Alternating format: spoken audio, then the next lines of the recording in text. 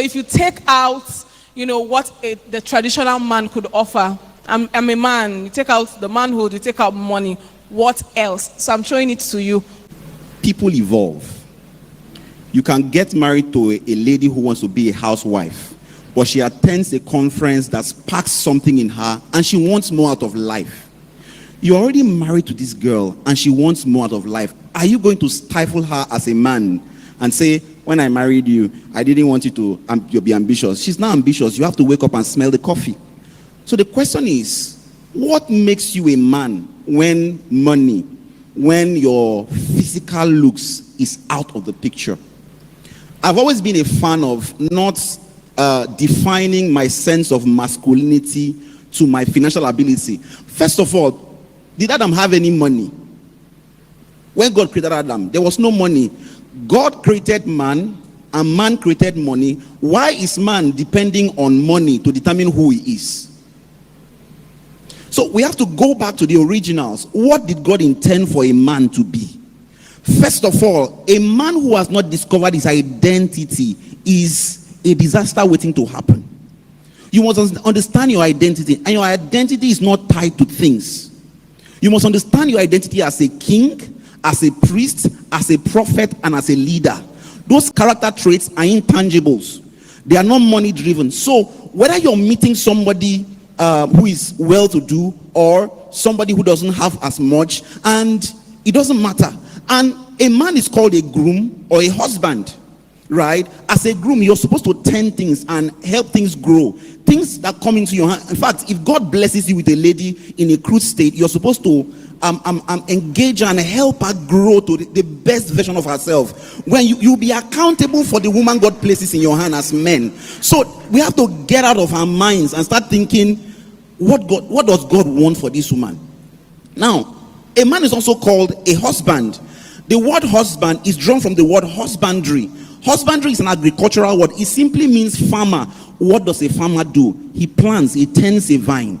So that is the mindset first you must have. The first thing you must do when you meet a woman is not to have an antagonistic disposition towards her. It must be that what can I do to help this woman become the best version of herself? Now, when that happens, listen to me. Every woman, in fact, every individual has a vacuum in their hearts that needs to be filled. Whether you see a superpower, an Iboko, a Woshika, an Oprah Winfrey, somebody who is rich up there, there is a vacuum in their life that needs to be filled. And by design, God has placed you. If you understand yourself as a man, you will be able to fill that vacuum for your woman. There are many ways you can fill that vacuum. Number one, this is a superpower who goes out there. Everybody sees a dimension of her that nobody knows about. Everybody sees a lioness in her. But there are three dimensions in every woman. There is the lioness in her, there's a queen in her, which is like a lioness, there's a baby in her, and there's a fool in her. There's a queen in her, there's a baby in her, and there's a fool in her.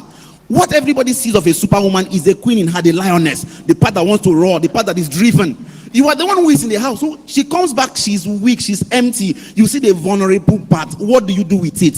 When you tend that vulnerable part, when she's upset, when she's under pressure, you are that person that tells her, don't worry, baby, it's going to be okay. You are that voice that speaks to her when she is doubting herself. You are a prophet. If you understand your role as a prophet, you can speak to her and say, don't worry, this is what I see. You are also a leader.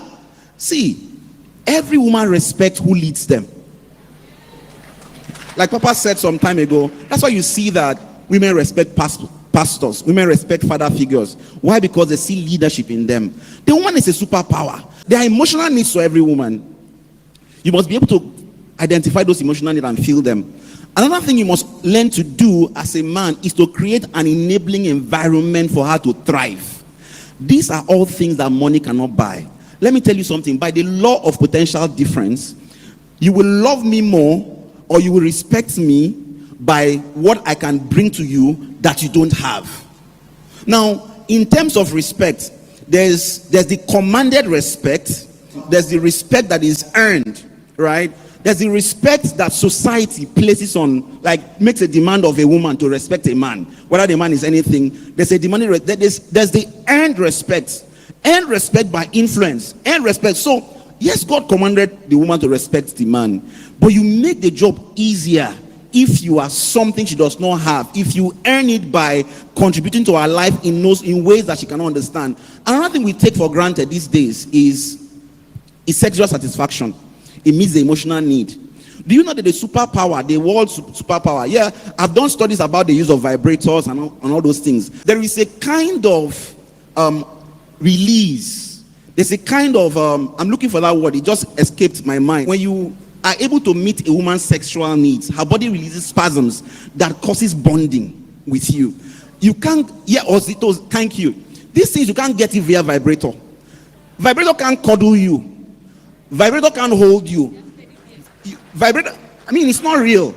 You understand? So you must learn how to meet her emotional needs. You must learn how to be a leader. You must learn how to be that man God ordained you to be in her life. And you must let go of the competitive mindset. If a woman is blessed, if a woman is rich, if a woman has money, we're together, we're a team. We're building together. We're not antagonizing ourselves. Thank you very much.